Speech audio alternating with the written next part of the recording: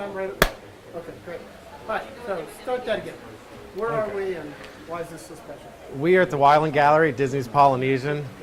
Love this place. Great location, and it's nice for me to get into galleries to actually meet my collectors, see the smiles on their faces as they react to my work, and that inspires me to raise the bar, add some new things to the mix, and keep evolving as an artist.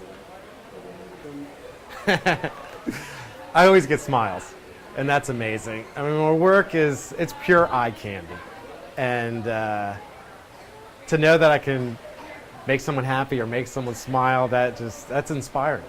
Makes me want to raise the bar and come out with the next cool thing that'll raise someone's eyebrow. And some of the comments I get are, that's a sick paid job, and it feels good. I like that. It makes it all worth it at the end of the day. Tell me about being able to look and see your art in a gallery. Like there was a time when that wasn't the case. Now the walls are filled with this. Yeah. How was that? About 10 years.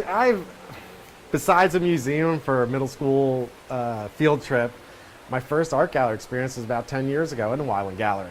And I went up to the owner. I was like, I'm going to be in your gallery one day. It took me about 2 years to get there, but we put up our first display. My first shark sold in about 2 hours, and I pursued it. It wasn't easy, like anything good. It was hard work and a lot of elbow grease, and it's all paying off. So I'm honored to be in all these different locations, different fine art galleries, to be able to deal with a great support system of art consultants, gallery directors, gallery owners, my collectors. It's an amazing thing to be a part of right now.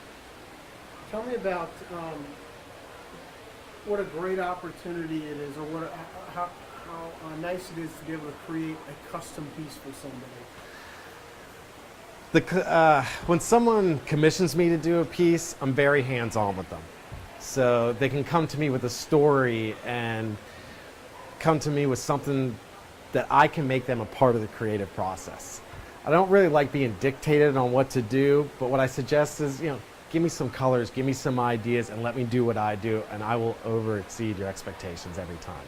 And that's how it works. And I find after doing this for almost 8 years, collectors are coming back, adding to their collections, seeing what I have new out. They get excited when I introduce something new, and that there's only so many fish you can collect. But when you come up with new designs or different mediums, it gets them excited. It keeps them excited. What do you want people to know about your art? I think how hard I work on it, and I want people to know. I want people to know how much labor goes into it and how passionate I am about it. They're not just getting a piece of art; they're getting a piece of me, and that makes it special. That's a great one. One thing I found interesting is some of the people we talked to, they started with one piece, and they got kind of hooked, pardon the pun, but they got hooked. And where they didn't necessarily think they were going to come back and buy multiple pieces, they got, they fell in love with it and now have become collectors. I mean, people that have never collected anything, don't own any artwork, are collecting your stuff. So that's, can you kind of word that? Well, it took a couple years of being in these galleries where I start seeing a return of collectors come back, where they do want to add to their collections. I'm not for sure why that is. I just know they get excited about it and they get moved by my work. And for them to want to add continually to their collections, it means that they're excited about it. And it means that when they come in and see some new pieces, it heightens their excitement. So I'm honored to do that. Do you hear from collectors that collect lots of different art that your work is like the first thing people comment on, when they come into the house? Or Yeah, of course it's the first thing. Okay, so, I deal with collectors who collect lots of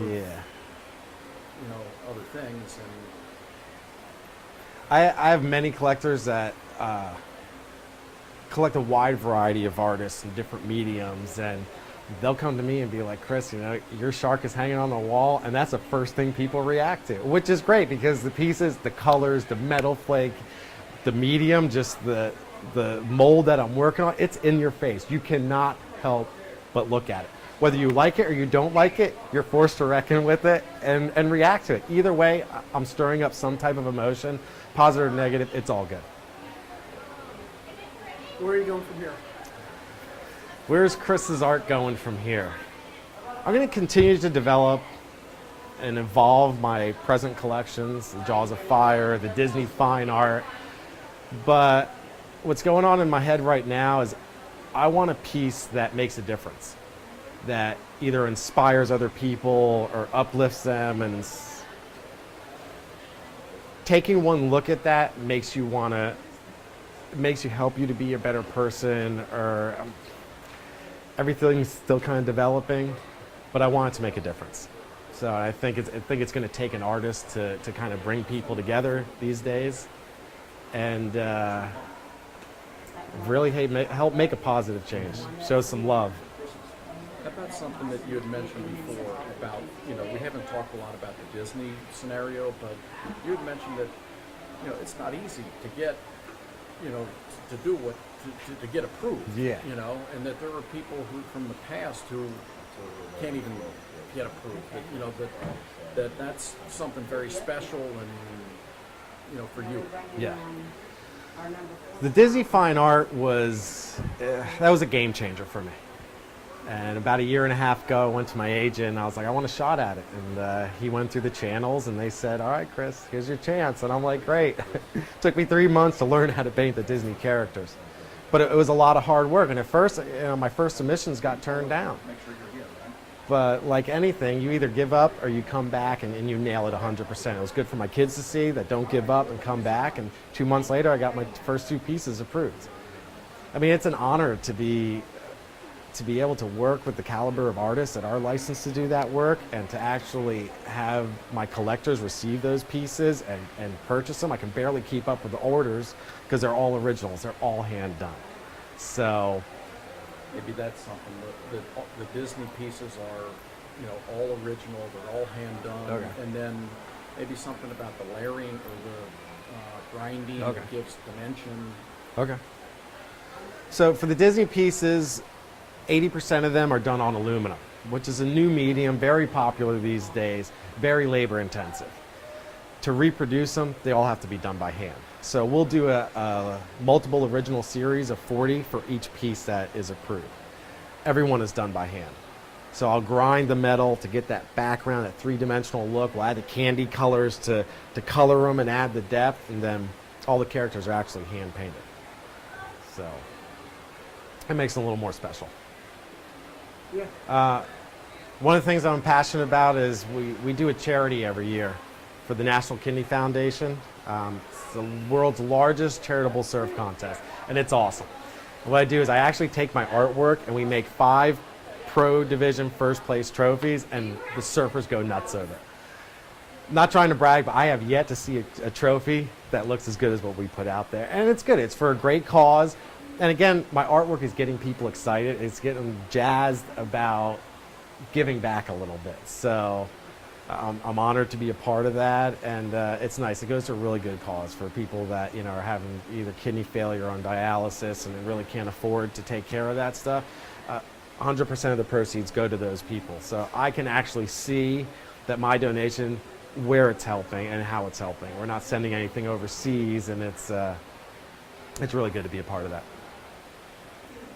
Ready? All right. People like my artwork because it is different. It's custom culture art, and custom culture art is an American-born art form. The kids back in the 50s and 60s are trying to make their cars look faster, and they put flames on them. They hot rodded them out. Fine art galleries were a platform to take my passion and introduce this artwork to a whole different demographic of people. They don't go to car shows or motorcycle shows, but I took the most beautiful candy colors and freehand flames and introduced it to a whole different demographic of people. So they love it. And plus it's different. I mean, you got millions of ocean lovers out there.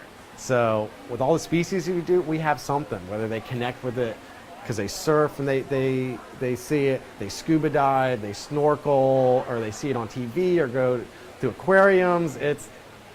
Here's something that is made on a higher level and that you can have in your house and own and experience it every day. I think we got it.